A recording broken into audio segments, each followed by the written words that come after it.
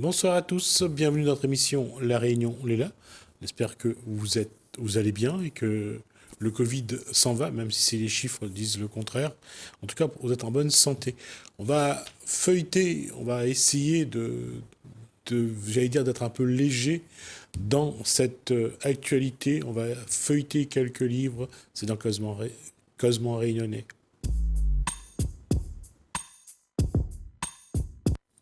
Et pour se mettre à la page, bien sûr, celle qui est notre mannequin et qui pose pour des photos dans ce studio. Bonsoir, Kosoum Lolibou. Bonsoir, Jessie. Et bonsoir à Julie Legrand. Bonsoir. Bienvenue de nouveau sur ce plateau. Alors, l'ouvrage qui est sorti, c'est celui-là. Oui. Donc, sur le rivage, c'est le dernier. C'est le dernier, oui. Sorti quand ? Qui est paru tout début 2022, donc édition Orphi. D'accord. Voilà. On va juste poser la question. Est-ce que ça vous a plu, Kosoum ? Oui, oui. Alors c'est un recueil de nouvelles, de plusieurs nouvelles. Il y en a à peu près 16 nouvelles à l'intérieur. Et oui, ça me plaît beaucoup parce que ça parle de féminité. Alors la première nouvelle, elle surprend. C'est sûr qu'une nouvelle, ça doit surprendre parce que la fin est toujours un peu surprenante. Mais cette cantatrice, je vous laisse un peu en parler sans tout dévoiler, bien sûr. Oui, alors c'est vrai que l'histoire de la cantatrice, c'était pour faire un petit pied de nez à la quête créatrice. En fait, c'était pour évoquer jusqu'où on pouvait aller finalement pour explorer son art. Donc elle finit en effet de façon peut-être un petit peu burlesque, un peu surprenante pour le lecteur, mais c'était effectivement voulu que le lecteur simplement, en lisant, en découvrant le texte, se sente un petit peu peut-être un peu bousculé. Oui. Mais bousculé par les autres nouvelles aussi, hein, sur la femme qui berce son bébé mort. Oui. Il y a quand même des nouvelles qui sont difficiles Oui. d'entrer. Même si on a de l'espoir un petit peu, il y a des petites notes d'espoir, mais Oui. il y a des pertes d'enfants, des morts d'enfants sur 2 ou 3 nouvelles là, qui sont, ou le non-fertilité, sont vraiment des problèmes sociétals qui sont... Oui, bah ça, ce sont des choses que nous en renvoient aussi malheureusement la réalité, les médias, l'information en continu avec des choses très violentes qu'on reçoit particulièrement en ce moment. Et c'est vrai que cette nouvelle sur cette barque de migrants, Dieu sait que ce thème résonne actuellement. C'est des choses qui, écrire sur ces sujets, c'est une façon aussi de se poser et puis de réfléchir au monde qui nous entoure. Et je crois que c'est ça la source d'inspiration aussi pour moi. Ah oui. Et donc le titre sur le rivage avec de l'eau de partout, donc où on est sur une barque, on est au bord de l'eau. C'est ça. Alors l'élément eau, ça c'est votre choix. L'élément eau, J'allais dire un petit peu plus sur le rivage. Pour vous, je crois que c'est plus un questionnement, c'est est-ce qu'on quitte le rivage justement pour... Voilà. Par rapport à ce que vous venez de dire, Oui. c'est un petit peu la quête de soi, de toute façon. Exactement, c'est-à-dire là, en l'occurrence, on parle de personnages qui sont sur des seuils. Alors, ça peut être des seuils symboliques, ça peut être de passer d'un âge à un autre, par exemple. Ça peut être effectivement prendre la mer pour quitter un environnement difficile avec l'espoir d'arriver ailleurs. L'élément eau, bien sûr, on vit sur une île, donc je pense que forcément, on le ressent, cet élément liquide autour de nous. Et après, effectivement, cette cantatrice qui va essayer de décrire sa pièce en immersion dans cet élément. Voilà, c'est des choses qui finalement, au bout d'un moment, se recoupaient un petit peu entre elles et cet élément circulait d'un texte à l'autre. Vous avez parlé tout à l'heure de l'infertilité et quand on parle de l'eau, ça ramène un petit peu à cet enfant qui va grandir dans le ventre de sa mère, dans Oui. l'eau aussi, je pense. Oui, c'est ça. Il y a un besoin aujourd'hui de se renouveler, de renaître quelque part. Je pense que la vie nous y amène. Enfin, il y a toujours des moments de vie où on va avoir besoin de s'interroger, où la vie nous montre des chemins, et effectivement, parfois, de façon très brutale, avec des vies qui vont tout à coup passer d'un extrême même à un autre, effectivement. Parce que quand on regarde un petit peu dans l'histoire, que ce soit l'histoire de France ou l'histoire de la Réunion plus précisément, quand on voit les chemins et quand on parle des enfants qui meurent, des enfants en bas âge qui ne résistent pas aux maladies infantiles, Ça, c'est une réalité. Aujourd'hui, c'est différent à La Réunion, mais on a des îles Oui. où la mort infantile est beaucoup plus Oui. prononcée. Mm. Donc, je veux dire, comme vous avez dit tout à l'heure, il y a une réalité. Bien sûr, on n'est pas tous égaux sur Terre selon l'endroit où on est, justement. Et ça continue de se vérifier aujourd'hui, je pense, Pour malheureusement. enchaîner sur quelque chose de un peu plus Plus gai. The Power of Words.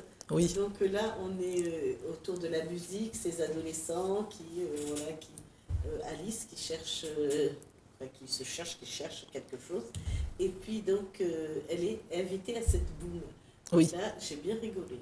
Là, C'était le but, c'est-à-dire, effectivement, là, on est dans des souvenirs d'adolescence, c'est-à-dire que Alice tient un journal, ce qui était mon cas, et même si moi, je ne relis pas forcément souvent ce journal, mais quand ça m'arrive de le faire, on prend évidemment le décalage des années en pleine figure, et puis on se souvient vraiment des émotions aussi qui, à ces âges-là, sont vécues de façon vraiment très, très sérieuse, finalement. Et c'était pour confronter finalement la notion des mots qui ne sont jamais trop les bons, en fait, qui sont toujours un peu exacerbés, comme à ces âges-là où on vit les choses. Mais on met quand même des années avant de comprendre que le premier bal, que d'aller à une boum, ben c'est j'allais dire, c'est une cérémonie un petit peu comme chez différentes communautés où lorsqu'on passe à l'âge adolescent, il y a cette cérémonie-là pour entrer. Et on met du temps à comprendre que ce moment-là est important. Ce n'est que les années après, on se rend compte que l'émotion que ça a provoqué. Que ça a provoqué, comme toutes les premières fois. Là, même si effectivement c'est... Oui, voilà, sur ce slow que tout le monde a connu. Et si aussi on écoute, moi je me suis amusée à ça, à essayer de revisiter ces paroles de ce fameux slow en les écoutant de façon littérale, et c'est vraiment drôle parce qu'on n'était pas conscient de ça à l'époque finalement. C'est un chanteur connu du slow? Oui, c'est pas David Bowie? Non, c'est The Power of Love de ce groupe. Je l'ai pas. Alors le groupe m'échappe, mais enfin bon, c'est donc le poids de l'amour qui là devient le poids des mots. En fait. Le pouvoir de l'amour. Ouais. Exactement. Et donc oui, ce bisou, ce baiser. Un peu contraint, forcé, enfin comme on se lance un peu. Elle se lance parce qu'elle n'a pas le choix. Il faut qu'elle franchisse le pas de toute façon. C'est ça. Et puis c'est cette époque où on faisait sa demande très officiellement. Est-ce qu'il va sortir avec moi? Machin veut sortir avec truc. Et puis du coup, voilà, le moment venu, allez hop, fallait y aller. C'était plus, en plus, c'était pas vraiment une envie. Je veux dire, c'était un peu pour respecter les codes sociaux. Les codes sociaux. Voilà. Ouais, tout à fait. Ah oui, c'était pour se sentir vraiment appartenir au groupe. Donc on y allait sans trop savoir, sans trop forcément d'avoir envie, mais bon, il fallait passer par ça. Il fallait grandir. Il fallait grandir, exactement. Alors on va continuer avec une trilogie, c'est ça? Vous nous avez emmené... Ça c'était en fait pour faire le clin d'œil avec les deux précédents recueils. Alors on va montrer... Donc ça c'était celui d'avant. Levez un petit peu, voilà, merci. Petite morsure animale. Petite morsure animale qui est aussi... un recueil de nouvelles autour des femmes. Et puis le tout premier qui est paru, c'était Tangor amer. 2015, voilà, qui s'intéressait plutôt aux familles réunionnaises notamment. Avec beaucoup de présence de femmes également. L'image est très, j'allais dire très créole, plus très réunionnaise. Une dame qui est avec sa vanne en train de trier le riz, je suppose. Oui, exactement. Non. Ça, c'est une image des années 60-80 où on prenait encore le temps de trier son riz. C'est ça. Alors, dans le premier, on a l'impression d'être un peu plus dans le récit par rapport à votre écriture. Oui. Et un peu plus poétique, peut-être, ou dans le dernier alors, effectivement, la cantatrice Lay, c'était une forme un petit peu volontairement plus proche de la poésie. Oui, c'était l'inspiration. Ouais. Et je pense que sur les autres, on rejoint toujours un mélange de modernité et puis à la fois de psychologie. Voilà, toujours dans des univers comme ça, un peu distincts les uns des autres, et puis surtout celui-ci dans les familles. Ça, c'était vraiment la thème. Pourquoi le choix de réaliser des nouvelles par rapport au roman? Parce que avec tout ce que vous écrivez, oui. Pourquoi voilà. Ben, c'est une forme que déjà j'apprécie à lire, évidemment, avec une préférence dans les auteurs dont j'aime lire les nouvelles. J'aime les nouvelles très amples, comme par exemple Joyce Carol Oates, qui fait des nouvelles qui sont proches de la novella, qui peuvent même faire une centaine de pages, hein, effectivement. Alors, moi, ça ne va pas jusque-là, mais après, on a des univers comme Raymond Carver qui sont au contraire des nouvelles qui ne font qu'une page. Moi, c'est une forme qui me vient... Oui, effectivement, dans le dernier, j'étais plus sur cette forme vraiment brève, alors que finalement, j'ai des choses qui me viennent qui sont peut-être un peu plus entre les deux. D'ailleurs, on avait envie du reste par moment. C'est ça qui me plaît dans la nouvelle, finalement, c'est que ça crée peut-être... Alors, il ne faut pas que ça crée de la frustration non plus, évidemment, ce n'est pas le but, mais que ça crée de l'envie. C'est-à-dire qu'on a envie de s'interroger sur ce qu'il y a vraiment derrière le... Ça crée de toute façon la frustration, que ce soit l'envie ou autre, ça crée une frustration. C'est une réalité. Mais de toute façon, c'est ça qui donne envie aussi d'aller continuer à chercher et de continuer à lire aussi. Oui, tout à fait. C'est effectivement... Et j'aime bien, en fait, cette idée que, du coup, le lecteur chemine un peu de son côté. Et c'est vrai que la nouvelle crée du mystère, à mon sens, même si, bien sûr, j'ai quand même écrit 2 romans qui sont quand même courts. Hein. C'est vrai que je suis plutôt dans une forme un peu brève, donc je pense que c'est mon format. Mais rien n'empêche que je revienne au roman un jour ou l'autre, évidemment. Mais quand on regardait à la télé les petites histoires de...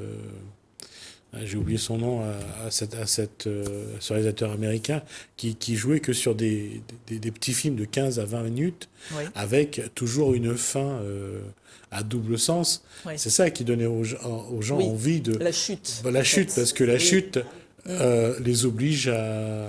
C'est ça, et parfois on est complètement cueilli. Ouais. Moi j'aime bien cette impression, du coup, Alors je dis pas qu'un roman doit procurer aussi des émotions fortes, évidemment, mais la nouvelle, on peut pas...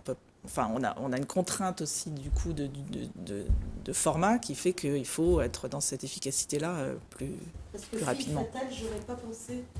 La chute, je m'attendais pas à celle-là. Oui, parce qu'elle aurait pu continuer, Fille fatale, finalement, comme on est dans un quotidien aussi de jeunes filles qui se cherchent un peu.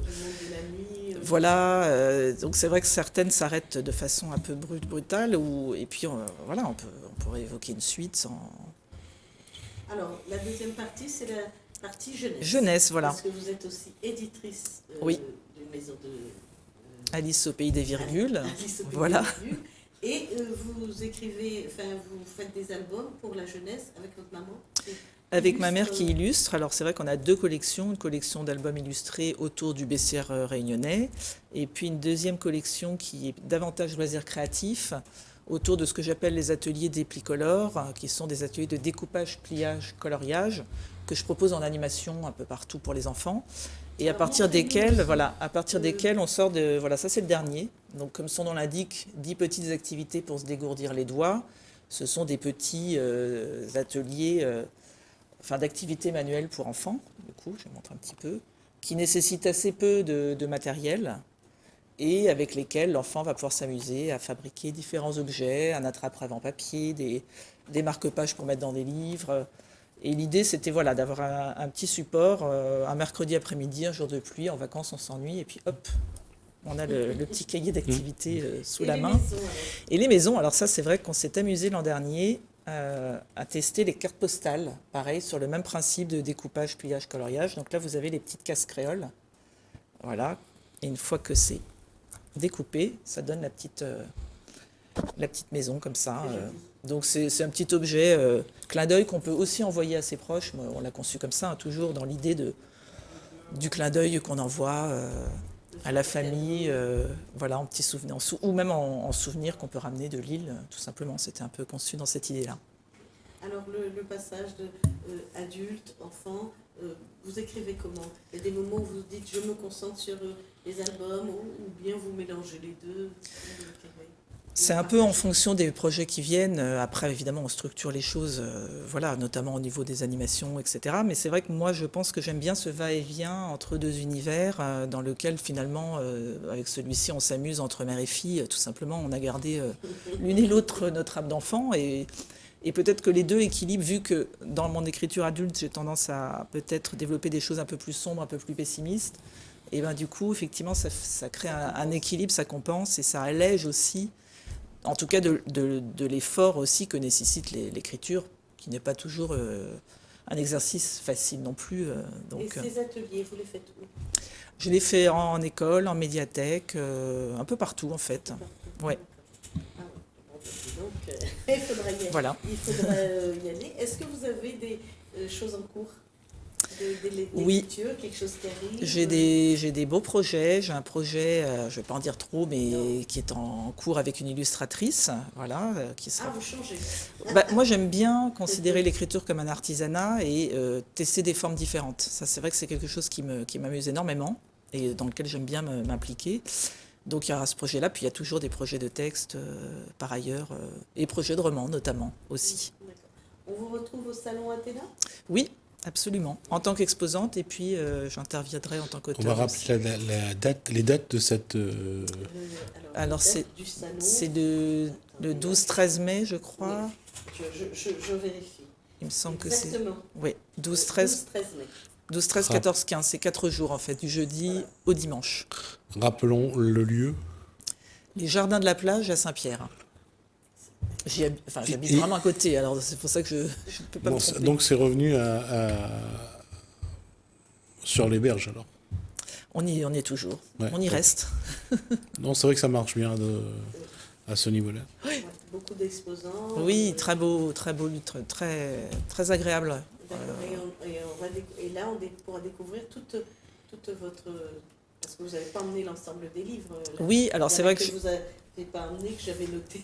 Oui, avec un autre éditeur, effectivement, les éditions Zoner. Voilà, vous ne les avez pas emmenés là. Je ne les ai pas pris parce que c'est vrai qu'on était dans le thème de cette trilogie, mais effectivement, j'ai aussi 2 romans avec... On les retrouvera à Athéna. Oui, tout à fait. Juste un mot sur Cagnard, je vois que vous avez chacun un... Là, j'ai amené Cagnard parce que... un numéro de Cagnard. Voilà, ça c'est l'avant-dernier numéro, la couverture de Natacha Eloi, et parce qu'on attend le numéro 9, qui va apparaître incessamment, parce qu'il est parti à l'imprimerie, si j'ai bien compris. Et vous avez une nouvelle à l'intérieur, Aller des voilà. songes, orage d'été. En fait, j'ai la chance de collaborer avec Cagnard depuis maintenant 5 numéros. Et je serai aussi dans le numéro 9. D'ailleurs, depuis plusieurs numéros, Cagnard s'ouvre à des plumes féminines et on découvre des jeunes autrices comme Elodie Lorette, Ophélie Sautron, Estelle Coppolani. Enfin voilà, il y a beaucoup de sang neuf dans Cagnard et ça fait plaisir. Oui, on attend la sortie pour recevoir Agnès Santoire avec nous. Qui viendra en parler, oui, absolument. Nous parler 2 mots sur la nouvelle que vous avez écrite. Dans celui-ci,